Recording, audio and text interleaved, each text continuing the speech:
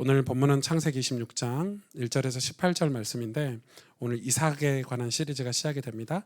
창세기 26장 1절에서 18절을 제가 대신 봉독해 드립니다.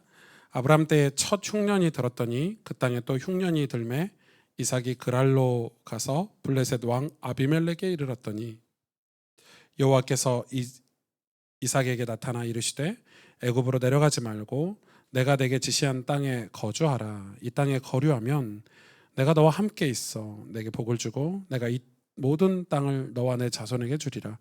내가 내 아버지 아브라함에게 맹세한 것을 이루어 내 자손을 하늘의 별과 같이 번성하게 하며 이 모든 땅을 내 자손에게 주리니 내 자손으로 말미암아 천하 만민이 복을 받으리라.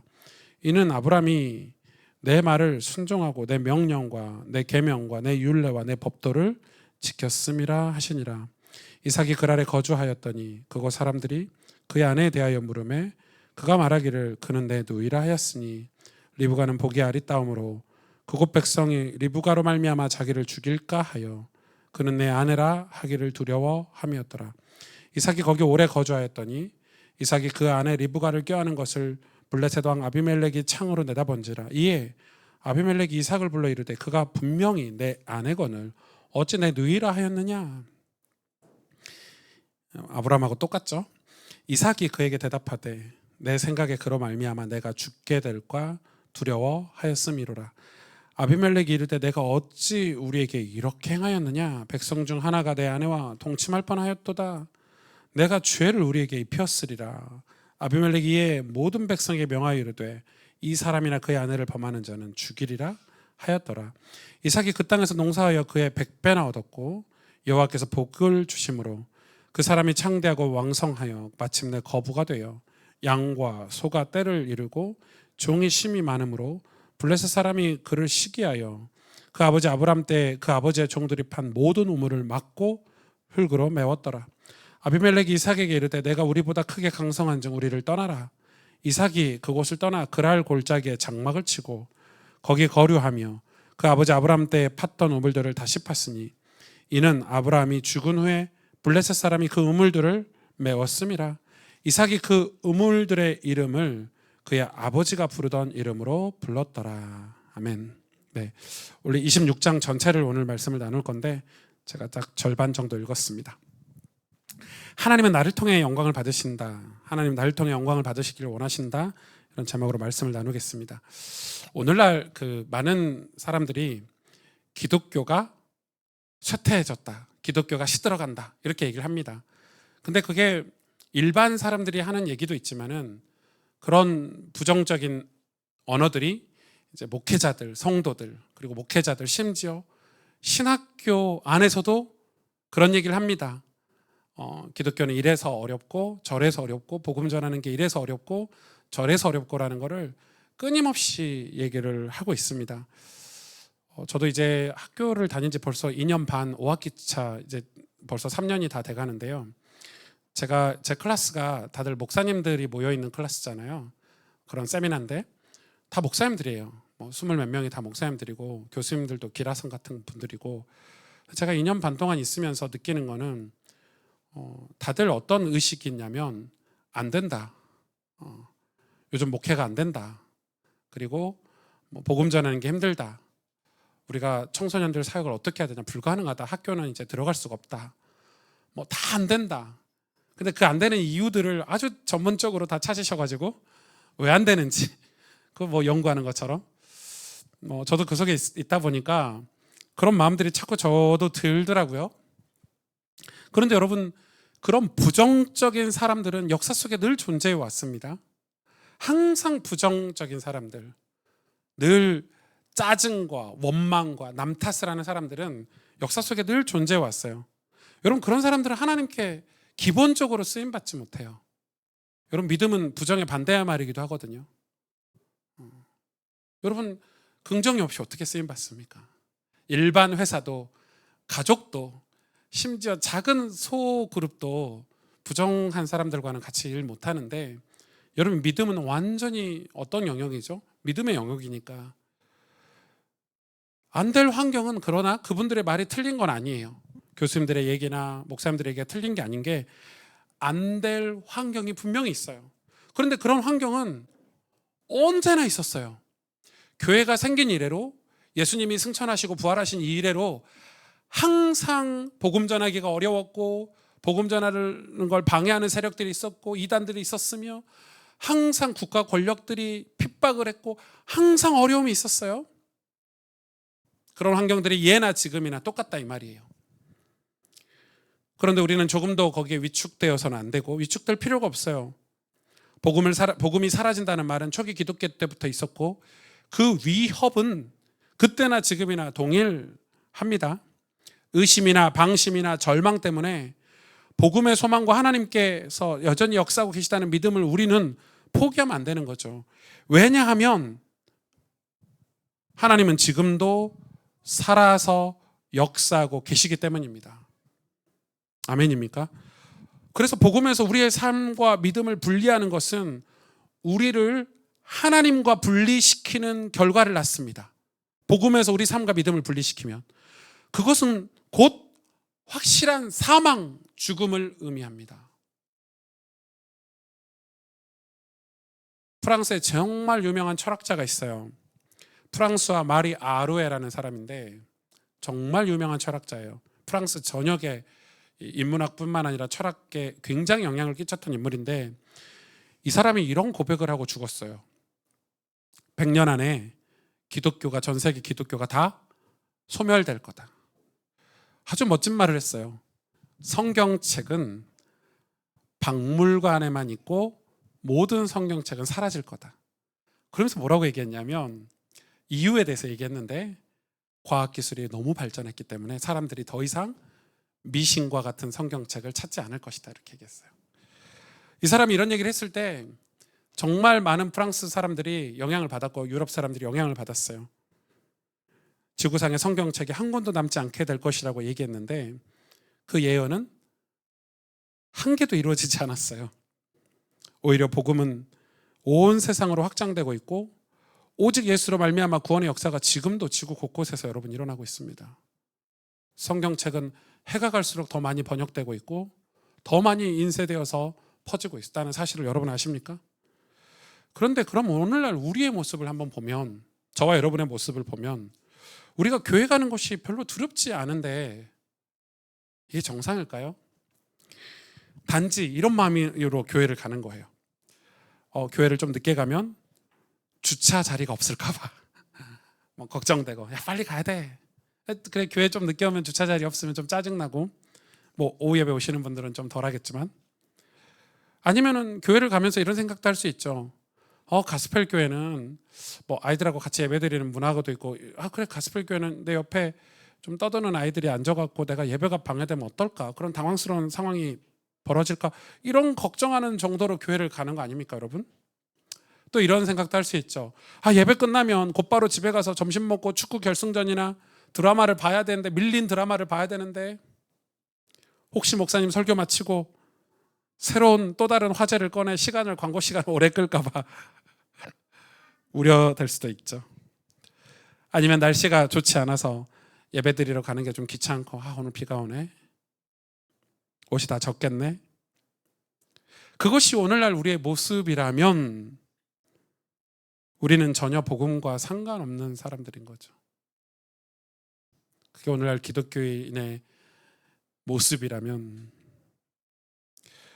여러분 2018년에 우리 바로 물 건너 바다 건너 이웃 나라인 중국에서는 중국 최대 지하교회가 폐쇄되는 일이 벌어졌습니다.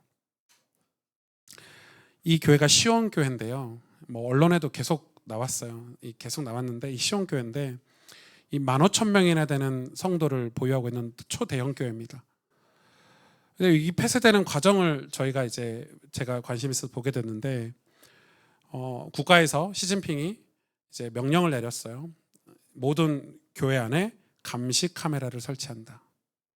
여러분, 국가가, 경찰이 볼 수 있는 카메라를 교회 안에 예배당에 설치한다는 거예요. 그래서 그거를 성도들이 반대를 했어요. 당연히 반대를 하겠죠.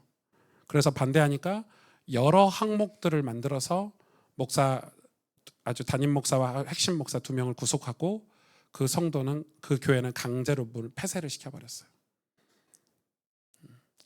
그리고 그때 이후로 중국 정부에서 모든 종교단체에 공문을 다 보냈어요. 제가 그 공문을 봤거든요, 직접. 그래 번역해서 봤는데 정말 내용이 쇼킹하고요. 맨 첫 번째 줄에 이렇게 써 있었어요.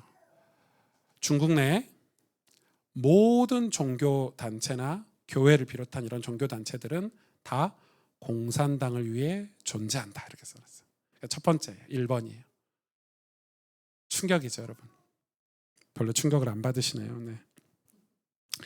이 15,000명의 성도들이 전부 터져서 집에서, 공장에서, 일터에서, 곳곳에서 지금 기도를 하고 있습니다.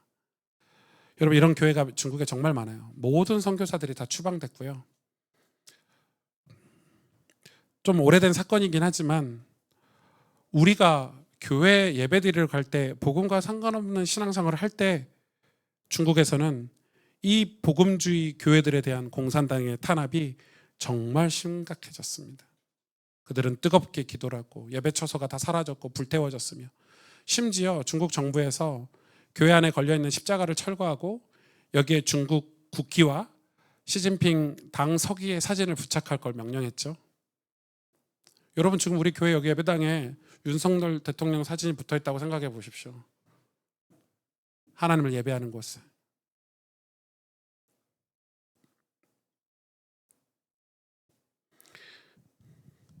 거기에 비하면 예배당에서 시끄럽게 우는 아이가 성가시긴 하지만 좀 참을 수 있죠.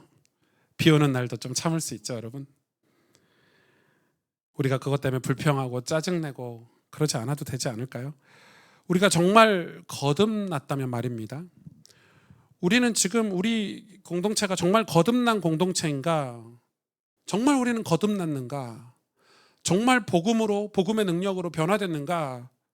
예수님은 여기에 대해서 요한복음 3장 주보에 5장으로 나와 있는데 수정해 주세요. 3장 14절에서 16절에 아주 중요한 말씀을 하고 계셨습니다. 모세가 광야에서 뱀을 든 것 같이 인자도 들려야 하리니 이는 그를 믿는 자마다 영생을 얻게 하려 하심이라. 하나님이 세상을 이처럼 사랑하사 독생자를 주셨으니 이는 그를 믿는 자마다 멸망하지 않고 영생을 얻게 하려 하심이라. 우리는 이 요한복음 3장 16절을 중요하게 생각하지만 사실 정말 중요한 것은 예수님이 민수기의 사건을 인용한 모세가 광야에서 뱀을 든 것 같이 인자도 들려야 하리니, 이게 굉장히 중요합니다. 이 사건은 예수님이 구원을 묘사하는 성경의 가장 뛰어난 가르침 가운데 하나를 언급하신 건데 그게 바로 민수기에 발견된 사건이죠. 어떤 사건이죠? 여러분 너무 잘 아시죠? 성경을 읽으시니까 이제. 하나님은 범죄한 이스라엘이, 우상 숭배한 이스라엘이 이스라엘에게 뱀을 보냅니다. 독사를 풀어가지고 전부 물려 죽게 만들었습니다. 독사에 물려서 다 죽게 생겼습니다. 그런데 이스라엘 백성 중에 하나님께 긍휼을 부르짖고 회개하고 하나님께 구원을 부르짖었던 그 하나님의 백성들 때문에, 그들의 기도 때문에 하나님은 모세에게 놋뱀의 형상을 만들어서 그것을 장대에 달아서 높이 세우라고 합니다. 모든 이스라엘 백성이 볼 수 있도록 세우라고 합니다. 그리고 뭐라고 말씀하셨습니까?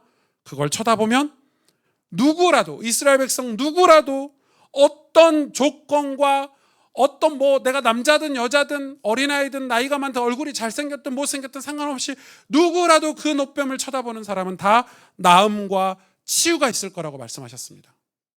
놀라운 사실, 그걸 안 쳐다봐요. 쳐다보면 사는데 놀라운 사실은 곧 독사에 물려서 죽음에도 불구하고 쳐다보지 않는 사람이 있었다는 것입니다. 여러분, 구원과 치유가 하나님께로부터 비롯한다는 것을 믿고 그것을 쳐다본 이스라엘 백성은 누구라도 다 나음을 얻었습니다. 이것은 뭘 상징합니까? 십자가에 매달린 예수님을 바라보며 저기에 그 예수님께 나의 구원이 있다, 그걸 믿으면, 그걸 바라보면 그분의 의가, 예수님의 의가 우리에게 전가되는 구원을 설명하는 것입니다. 여러분, 내가 독사에 물려서 내가 치료해서 나음을 입을 수가 없습니다. 놋뱀, 하나님이 쳐다보라고 하는 놋뱀을 쳐다봤을 때 그래서 내가 나음을 입는데, 그걸 성경은 믿음이라고 합니다. 계속 바라보면 믿음이 성장이 되죠. 계속 바라보면 믿음이 자라게 됩니다. 이 거듭남은 약간의 나쁜 소식을 내포하고 있는데, 이 우리가 새로 거듭나다는 건 새로 다시 태어나다는 거잖아요. born again이잖아요. 다시 태어나는 거예요. 그러면 다시 태어나려면 어떻게 해야 되죠? 예전 자아가 죽어야 되는 걸 얘기해요. 죽음을 얘기해요. 그게 바로 회개예요. 내가 죽고 예수로 사는 것. 나 대신 예수님이, 이게 복음이라고 했죠. 이 미국의 유명한 부흥 강사였던, 이 미국의 영적 부흥을 이끌었던 조지 히필드의 책에 보면 회개에 대해서, 거듭나려면 회개를 해야 되는데 이 회개에 대해서 이렇게 말씀을 전하더라고요. 저는 되게 도전이 됐었어요. 회개의 첫 번째, 여러분도 다 아실 거예요. 우리의 죄를 회개해야 돼요. 이게 회개의 첫 번째예요. 그럼 두 번째, 여기서 끝난 거죠, 우리는 다. 그런데 휘필드는 이렇게 설교했어요. 우리의 의를 회개해야 된대요. 아니 목사님, 죄는 나쁜 거지만 의는 좋은 거 아닙니까? 우리의 의를 왜 회개합니까? 의도 회개해야 합니까? 예. 우리의 의로 하나님을 기쁘시게 할 수 있다는 자신감은 복음의 참된 능력을 맛보지 못하게 한다고 히필드가 얘기했습니다. 노뱀을 쳐다봐야 됩니다. 내 자존심, 내가 고칠 수 있다는 내 의, 아무 쓸모 없습니다, 여러분. 우린 그래서 매일 예수님을 쳐다봐야 되고 매일 예수님을 따라가야 됩니다. 한순간이라도 나의 목자를 놓치면 우리는 죽게 됩니다. 사망으로 이르게 됩니다. 내 의를 쫓아가면 멸망에 이르게 됩니다. 죄와 의는 그래서 같은 겁니다. 나의 의가 나를 구원하지 못한다는 사실을 알고 여러분 회개하는 은혜가 있기를 원합니다. 그래야 복음의 능력이 우리 안에 일어날 수 있습니다. 왜 복음을 받았는데 복음의 능력이 우리 삶에 변화를 가져다 주지 못할까? 왜 이런 기적들이 일어나지 않을까? 알고 봤더니 의가 가득해서. 그래서 휘필드가 미국 사람들에게 당신의 의를, 우리의 의를 하나님 앞에 회개해야 된다고 외친 것입니다. 우리가 온전히 회개하고 복음의 능력을 받아들이면 정말 놀라운 역사가 일어날 텐데, 그 복음의 능력을 받아들이지 않기 때문에 우리 삶에는 아무런 일들이 벌어지지 않게 되는 것입니다. 오늘 본문에 이 내용이 얼마나 중요한지, 오늘 본문 1절에 보면 아브라함이 첫 흉년이 들었을 때에 이렇게 시작을 합니다. 야, 여러분 지금 아브라함과 이삭이 세대가 교체되는 시작점에 흉년이라는 단어가 들어왔어요. 아브라함은 흉년을 경험해 본 적이 없어요. 하나님이 항상 복을 주셨기 때문에. 그런데 갑자기 아브라함이 이제 죽고 이삭이 이제 이삭의 시대가 도래할 때 흉년을 들게 하셨어요. 흉년이 들매 이삭이 어디로 가라면 그랄로 가고, 신기하게 아브라함이 갔던 그 길을 똑같이 가서 블레셋 왕 아비멜렉에게 갑니다. 놀랍죠? 근데 5절에 보니까 이런 말씀이 있어요. 이는 아브라함이 내 말을 순종하고 내 명령과 내 계명과 내 율례와 내 법도를 지켰음이니라. 그러니까 아브라함에게 복을 주신 이유는, 아브라함의 계명, 아브라함이 명령, 아브라함이 그 하나님께 명령을 지키고 계명을 지키고 율례를 지키고 법도를 지켰고 하나님의 말씀을 아브라함이 순종해서 아브라함이 복을 받은 거예요. 이게 뭘 상징해요? 이삭은 아니라는 거예요. 이삭은 그렇지 않다는 거예요. 왜? 그런데 이삭에게도 아브라함과 똑같은 시험, 아브라함이 걸었던 믿음의 길, 믿음의 성장, 그가 맛본 복음의 능력이 이삭에게 그대로 전달되면 좋겠잖아요. 예를 들어서 이런 거예요. 오승주 목사가 애써서 신앙을 지키고 교회를 세우고 하나님 앞에서 쓰임 받았는데 우리 아이들이, 우리 다음 세대들이 제가 끝나는 지점에서 신앙생활을 시작하면 얼마나 좋겠어요. 그런데 성경은 다시 흉년이 들고 다시 아브라함이 처음 시작했던 곳으로 이삭을 떨어뜨리는 그런 모습이잖아요. 왜 그럴까요? 왜 그렇게 하실까요? 하나님은 이삭이 아브라함이 경험했던 복음을, 아브라함이 경험했던 하나님의 능력을 경험하고 온전한 믿음의 사람이 되었을 때 이삭도 아브라함처럼 복의 사람이 되게 하기 위해서, 하나님은 아브라함에게도 복을 주셨지만 이삭에게도 복을 주기 원하시기 때문에.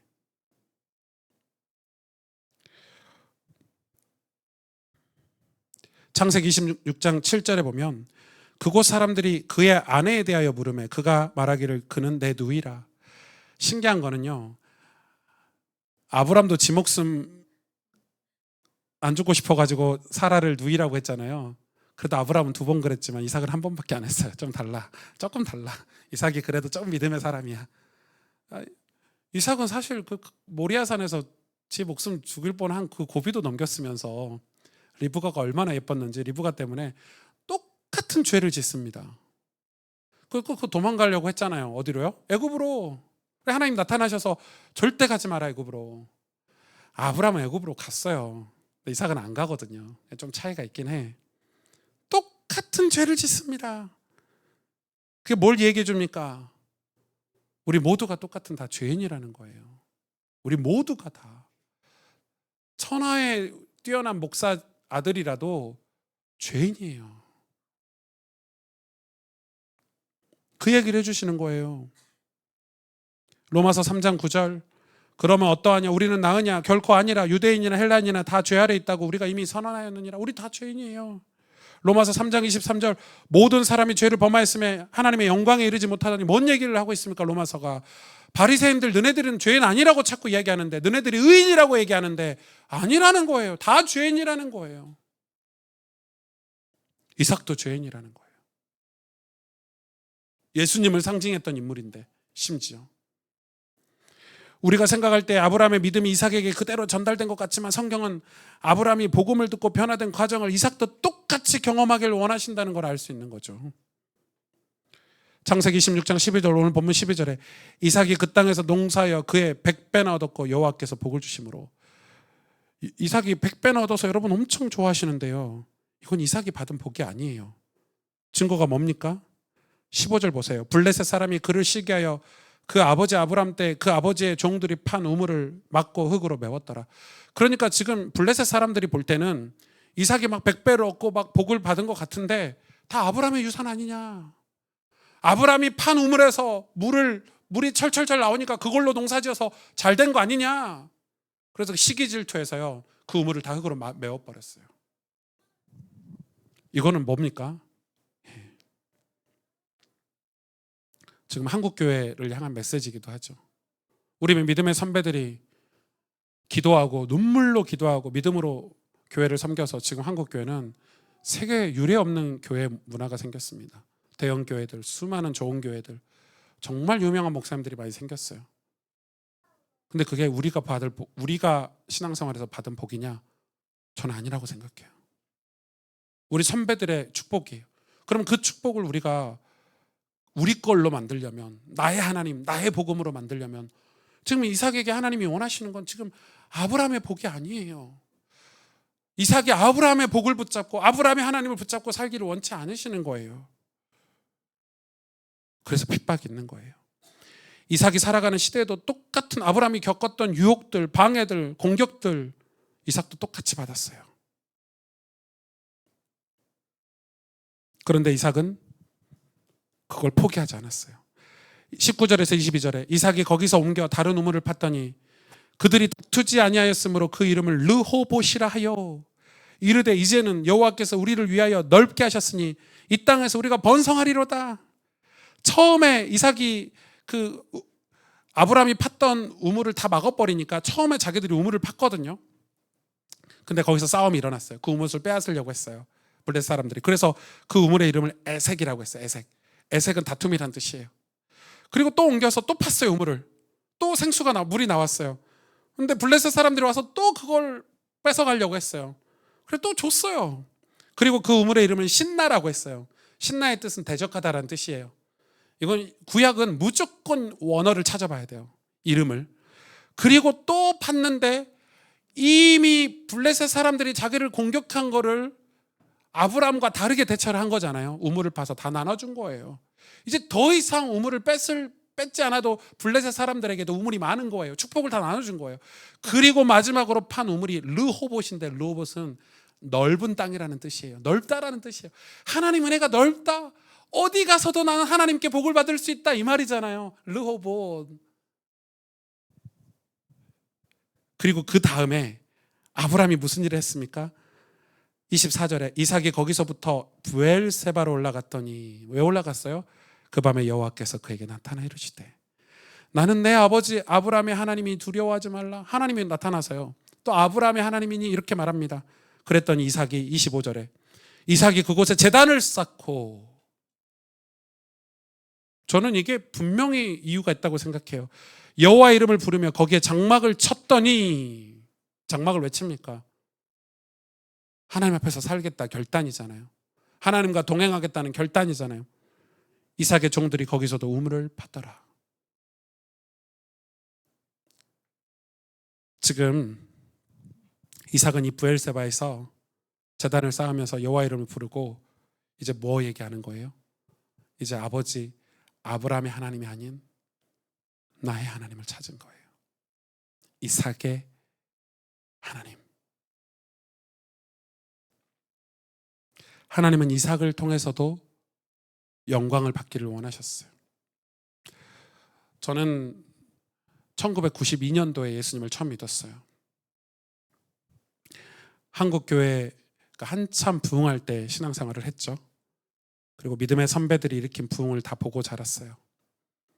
뭐 너무 과거로 가지 않더라도 저희 때만 해도 80년대만 해도 뭐 하스데반 선교사님, 오카는 목사님, 뭐 수많은 기라성 같은 목회자들이 한국교회 뜨거운 부흥의 역사를 일으킨 걸 다 보고 자랐어요. 그러나 어느 순간부터는 점차 너무 멀어지고 희미해졌어요. 그게 부흥과 상관없는 세대. 그리고 우리 세대에 그런 일이 다시 일어날 수 있을까라는 걱정, 염려, 근심. 그리고 눈에 보이는 거는 하나님이 보이는 게 아니고 환경이 보이기 시작했어요. 청년들이 살아가는 시대 문화, 청소년들이 살아가고 있는 지금 학교의 문화, 다시 이 세대의 영적인 부흥이, 복음의 역사가, 구원의 역사가, 거듭남의 역사가 일어날 수 있을까? 주차장 걱정이 나는 우리가, 비 맞을 걱정이 나는 우리가, 교회 임대로 걱정이 나는 목사가 그럴 수 있을까? 과연 우리가 그 부흥을 맛볼 수 있을까? 하나님의 역사는 그 시대 엄청난 믿음의 선배들이나 맛볼 수 있는 특별한 역사가 아닌가?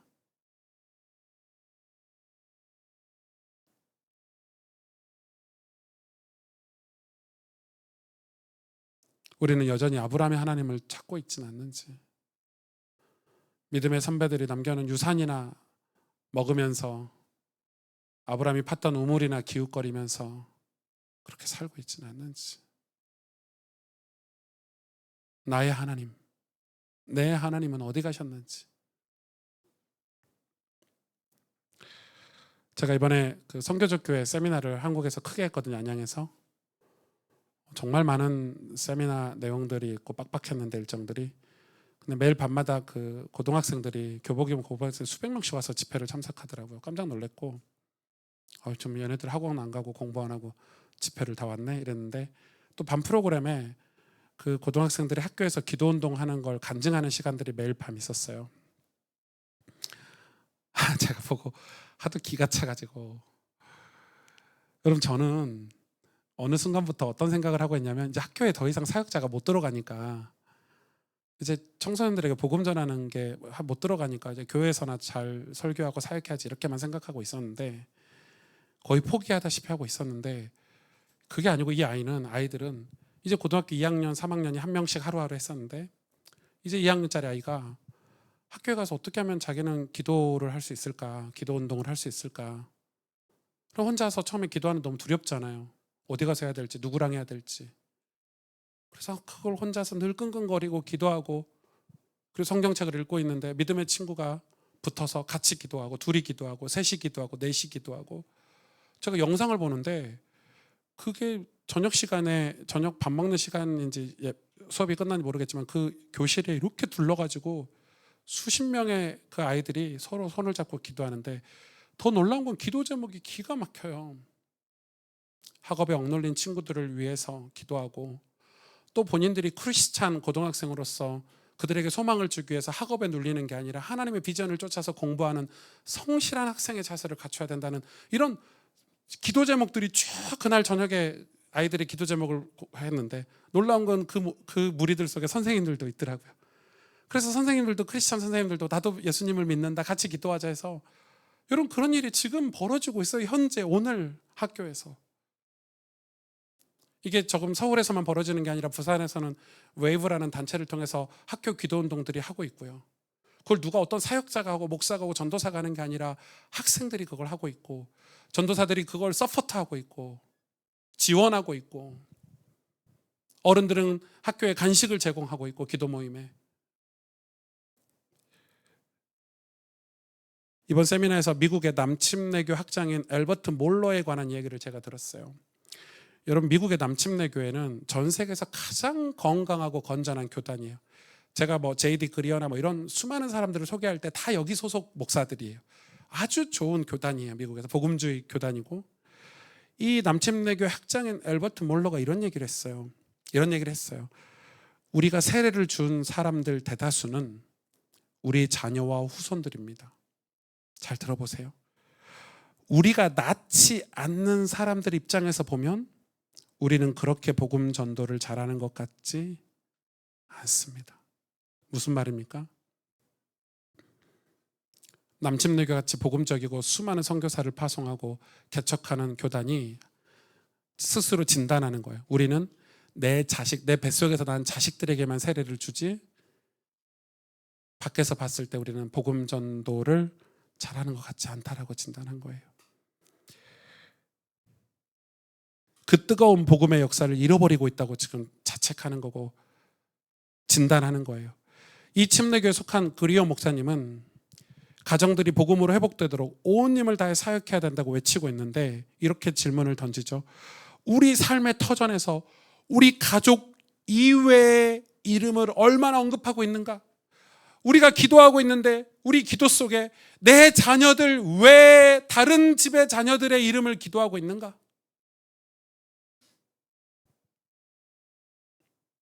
이렇게 된 이유에 대해서 제이디 그리언이 이렇게 얘기해요.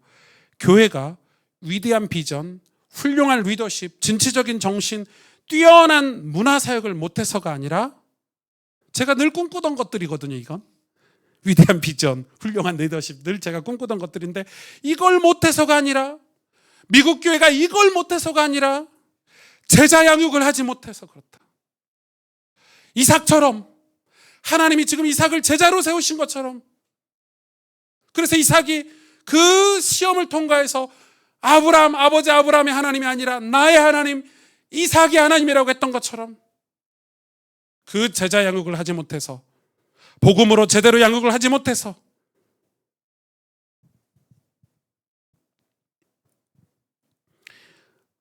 저는 이 5월달, 6월달 돼서 이렇게 좀 충격이 돼서 저희 청년들 지금 한 명 한 명 전화도 하고 사역도 하고 있는데, 저희 청년들이 다 안 된대요. 시간도 안 돼. 바빠. 물론 저도 바쁩니다. 저도 바쁘지만. 청년 한 명하고 언제 시간 되니? 이렇게 했더니 토요일 밤 11시에 시간이 잠깐 된대요. 토요일 밤 11시. 여러분, 토요일 밤 11시는요, 목사에게 생명줄과 같은 시간입니다. 예. 가장 집중이 잘 되는 시간, 설교 준비 하이라이트, 그냥 막 영화 보는 그 하이라이트와 같은 시간, 이때 설교가 마무리되고 정리되는 시간, 토요일 밤 11시밖에 안 되겠니 했더니 그때 막 시간이 없다는 거예요. 교회로 불렀습니다. 한 30분 말씀도 나누고 같이 기도했습니다. 정말 오랜만에. 목사님 매주 올게요.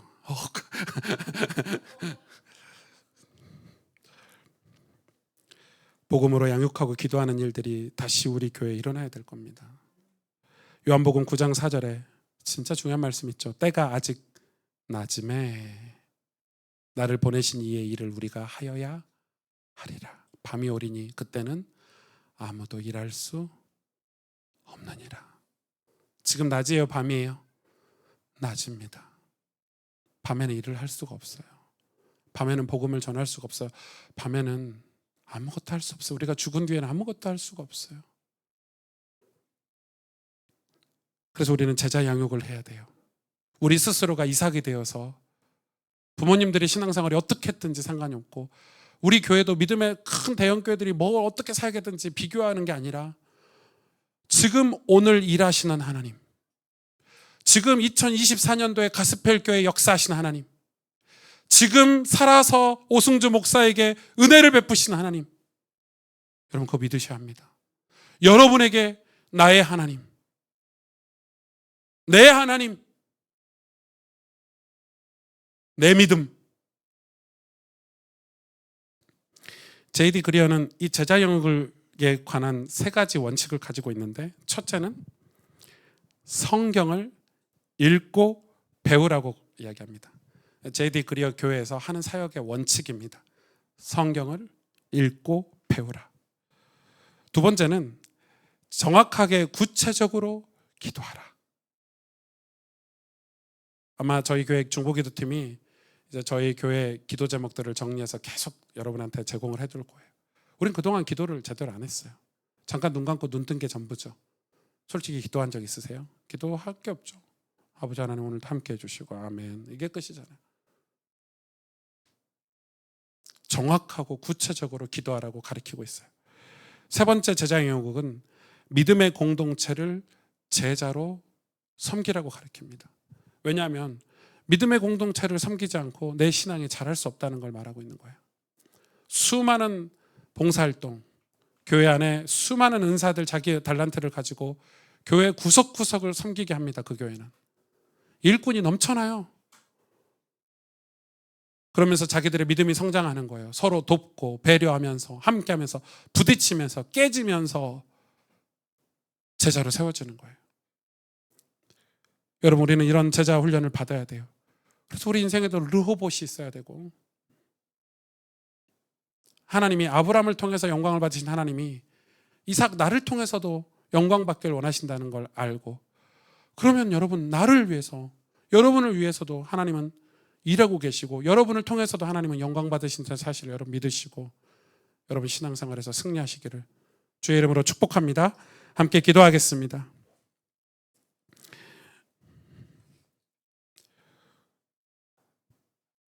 성경에서 항상 얘기하는 게 뭐냐면 아브라함의 하나님, 이삭의 하나님, 야곱의 하나님을 얘기해요. 아브라함 같은 사람도, 이삭 같은 사람도, 야곱 같은 사람도 나의 하나님. 그 말은 뭘 우리에게 메시지하고 계시냐면 우리에게도 똑같은 말씀을 주시는 거예요. 나의 하나님, 오승주의 하나님, 여러분도 여러분의 하나님. 하나님은 나를 통해 영광 받으시길 원하시기 때문에 내가 믿음으로 연단되길 원하고, 내가 신앙의 성장이 있길 원하고, 내가 시험을 통과하길 원하고, 내가 하나님 앞에 제단을 쌓고 나의 하나님 고백하길 원하는 거예요.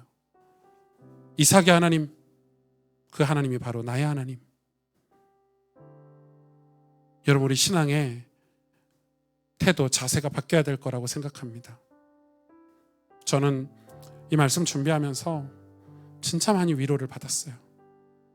하나님 지금도 우리 교회를 위해서 일하고 계시구나. 사람들이 다 안 된다고 하는데, 신학교에 가도 안 된다 그러는데, 요즘 누가 개척하냐, 누가 강남에서 목회해서 성공하냐, 아무도 안 된다고 하는데, 아니지. 하나님은 지금도 믿음의 사람의 기도를 통해서 복음의 능력을 믿고 기도하는 사람들을 통해서 일하시지. 나의 하나님은 나를 통해서, 가스펠교회 하나님은 가스펠교회를 통해서 영광 받기를 원하시지. 아멘. 우리가 이 믿음을 가지기를, 우리가 이 믿음을 가지고 기도하기를, 우리 이 시간에 우리 말씀을 붙잡고 하나님 앞에 간절히 기도하도록 하겠습니다. 하나님 아버지, 정말 감사를 드립니다.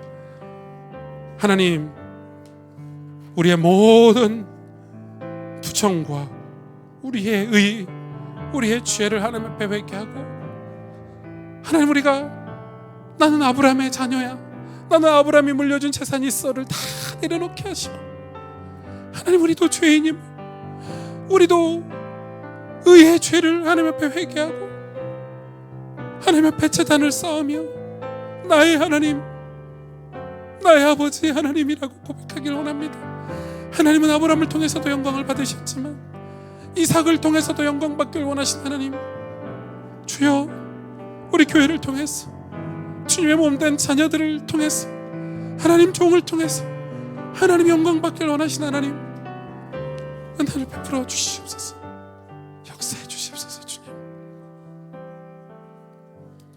감사합니다.